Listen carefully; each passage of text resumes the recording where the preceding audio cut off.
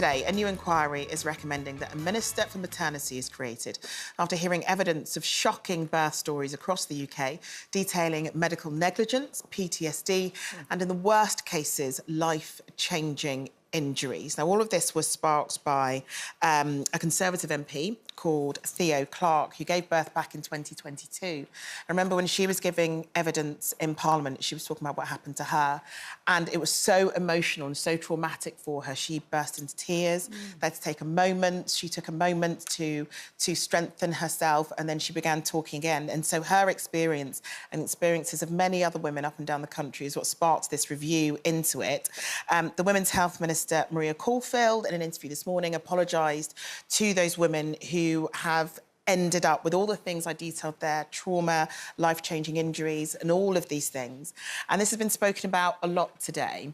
But as always, I think we're probably the only show that can talk about it from a more personal level, because all of us have given birth on this panel and all of us have had different experiences of it. What was it like for you, Cole? Well, I was very lucky, actually, all my births, although I was overdue, 10 days overdue with all three of them, so I had to be induced for all three of them. But it was, I had great care, to be honest. I really noticed the difference from having Shane Jr. And then Kira all those years later, because when I had Shane and Jake, I felt that the midwives were really with me through the whole thing, and I used to get upset when their shift had finished, and because you get so close to your midwife, and then you've got another one comes in, and because they've got to the end of the shift. But with Kira's one, although they were lovely, I noticed that unless I absolutely shouted for them, they were at the back of the room like this, and I said to her, "What's going on?" And she said, "You've no idea how many forms now we have to fill out through the whole thing, through the whole labour. She was on a computer. Everything she did, she had to write down. So it left her less time to be with me." I think the thing is, I know that they're screaming out lately to get more people into midwifery because they just haven't got enough. So I think there's a lack of midwives. I think there's a, you know, the NHS, as we know, is in a shocking state. And I know of lots of women who've had very traumatic births. But I think we should acknowledge that the midwives are, a lot of them, not all of them, but I think the majority are doing a fantastic job, and thank God for them. My births were all right, but when I look back, you know, my mother used to talk. My mother had 8 of us, and when I was having my first one, and she was there actually, and she was like, "You don't know how lucky you are." You know, when she gave birth, she used to walk into the hospital, and they'd go, "There's the bed, get on with it." She never got painkillers or anything. They'd just say, "Get on with it." And because they just saw it as a natural thing, will come in if anything happens. However, you know, she did. And went on to have 8 of them. She's mad. But, yeah, I was very lucky in that respect. My sister, on the other hand, went in and told them from the minute she walked in, "I won't be able to birth this baby." Because Danny, her son, we knew was quite big, and Maureen's tiny, and she was like, "I won't be able..." And they kept saying, "It'll be fine, it'll be fine." 22 hours later, when she's still vomiting, she vomited through the whole thing because they kept giving her drugs, and then had to be whisked away for an emergency caesarean. So it was all so quick, and her partner was like, "What's happening?" And they didn't even have time. It literally, the room flooded, and off she went. Luckily, fine, everything all right. But when they came in initially, after her saying for 22 hours, "This isn't going to happen," they eventually came in and said, "We need you to go because Danny's, her baby's heart rate was dropping." And luckily, they whisked her out. That could have... If that had turned out bad, that's when the problem is that's when you go, "We need to do something about this." But because it turned out well, you kind of go, "Well, everything's fine, so we'll just move on." But Ministry of... There definitely needs to be something done. Well, yeah, they've said, I mean, the Secretary of State for Health and Social Care, Victoria Atkins, has said they're investing £186 million a year more than they did in 2021 to improve maternity and neonatal care. But as we know, I think for a lot of us who've had traumatic births, I think a lot of this resonates and doesn't really come as a surprise. I know we've talked about in this show before that black women are nearly 4 times more likely to die during pregnancy, childbirth, and 6 weeks after after birth. That's according to the official maternal rate. So it's in this situation where it's bad, it tends to be, and the figures show worse for black women. What were your births like, Judy? Yeah, my first birth was all right. My second birth, you know, unfortunately, I had my own stress because my mum had just died, like, some weeks before.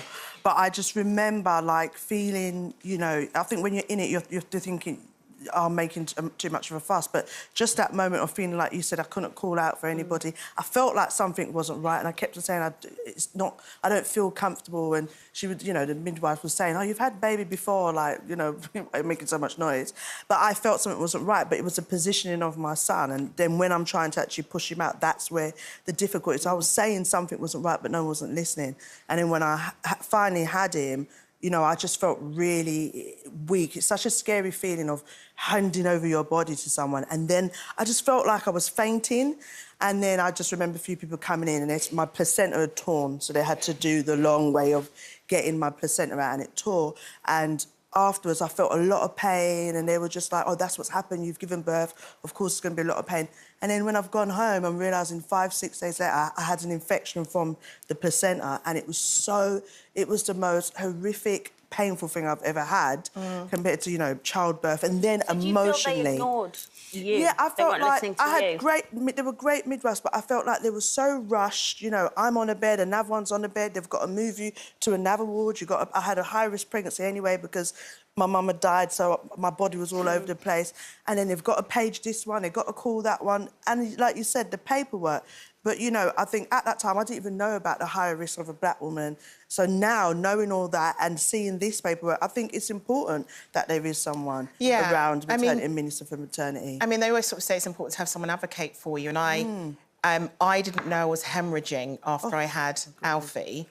And it was my sister, thankfully, who was there, who figured it out because I'd run out of maternity pads, and she said, you shouldn't have run out of maternity pads, you only gave birth this morning. Wow. And I was out of breath, and she kept going, why are you out of breath? I was like, oh, no, I'm fine. She goes, no, you're out of breath.